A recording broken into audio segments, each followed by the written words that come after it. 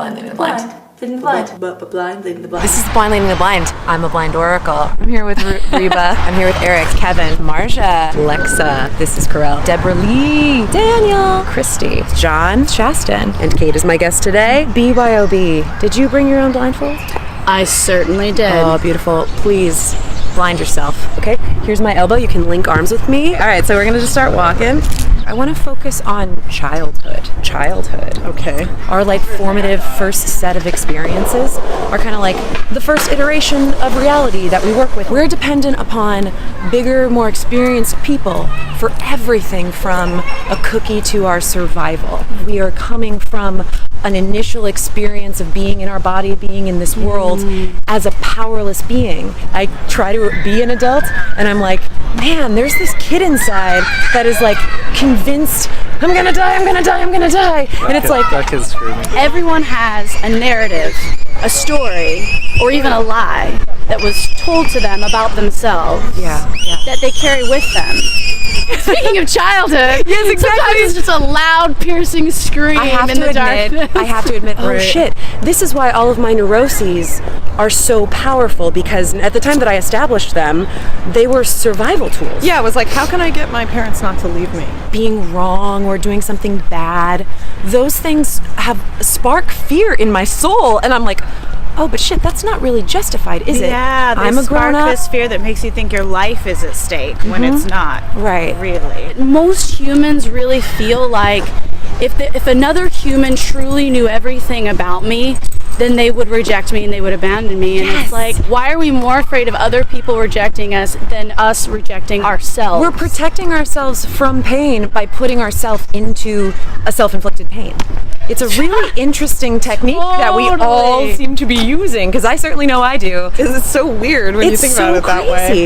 Yeah, because what do I have to do to make sure this person does not leave me without food or water? I'm carrying around this ghost child version of myself that it's like sometimes like enters my body and starts driving, and it feels like me because it used to be me. I think a huge part of becoming an adult is pressing into your own power. I sort of felt like a prisoner of the messages I got from my childhood for a long time. But I mean, being a little bit older, I think it's given me a little bit more appreciation of like the aspects of your personality that are just going to come to the fore no matter what. I'm a quiet human that spends a lot of time by myself, and I always was. And my sister cries, and she, as an adult, makes noise about the things she feels. Now I make things.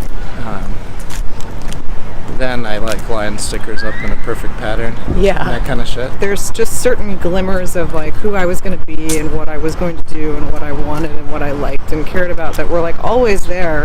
Yeah. And it didn't seem to matter even if I was giving oppositional messages or not being exposed to things that would support those attitudes, that they still just kept coming through. Even the parts of your childhood that didn't align with your sense of self showed you who you were. Yeah, but maybe the nature part is like, once you're faced with a situation, which includes how you're nurtured, Right. what do you do? That doesn't mean I condone the people that told me I had to jump through all these hoops to be a lovable being. I don't think that's okay. But at the same time, like, I don't think they were doing that out of intentional cruelty or evil or something. I think they were doing that because it was just cultural messaging. Yeah. They were getting to. It doesn't matter how tightly you control your children or what they go through. There's always going to be some of that there. Absolutely. Sometimes the more control you try to exert on a young kid, you know, the more extreme they get in protecting those like really individual aspects. Nope, you're not changing that. Nope. Like, what is that? Like, what does that serve? It's like, it serves me, you know, and you, but like, who else? It doesn't serve anything in a community necessarily. That's so true. But everybody has a little bit of that. I don't care if you grew up with 2 perfect parents and a house and a dog and money in the bank, whatever it was. You're so cuddly and cute and special. And and adored. And also, like, I heard a lot of like, I want you to have the choices that I never had. Right. So my mission here is to give you choices.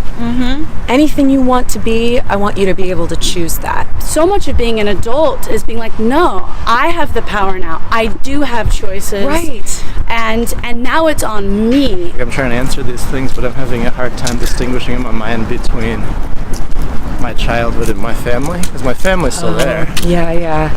And there's like a way, like even as an adult, you go back and spend time around your family, they want you to be the person you were as a kid. Right. You know, sometimes you have a role that you play then that you never play in the rest of your life, but then you must play when you're expected to. Yeah, totally. So there's a way your childhood returns when you're around family. Did you have two parents? Were you an oldest? Were you a youngest? Were you somewhere in the middle? How many siblings did you have? What was the dynamic at home? Did you have financial stability? Did you not? Did you worry? Did you want for anything? Did people believe in you? Did you believe in yourself? Like, did you just feel safe in general? I'm a writer, which makes a kind of weird second level, which is that I think my writing reacts to my childhood in a way that I did a long time ago and I moved forward. So like my writing grows up slower than my person. So you write what you felt a long time ago and you've learned to see and articulate, but you can't really articulate what you're in the middle of. Absolutely. It takes time to distill something into language.Maybe better writers or more mature writers, like years later, are faster at it. Like, yeah. Oh, interesting. You're closing the gap over the course of your life. I saw an interview with Joe Perry, who's the guitarist from Aerosmith. Yeah, it's not a band I really like, but I saw this one interview. Yeah.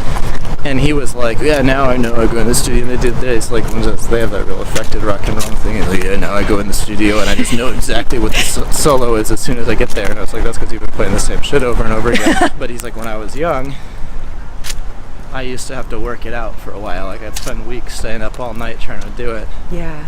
Arguably, like, that's how he made the iconic things that were fresh then and now are just rehashing his old thoughts. Yeah, but yeah.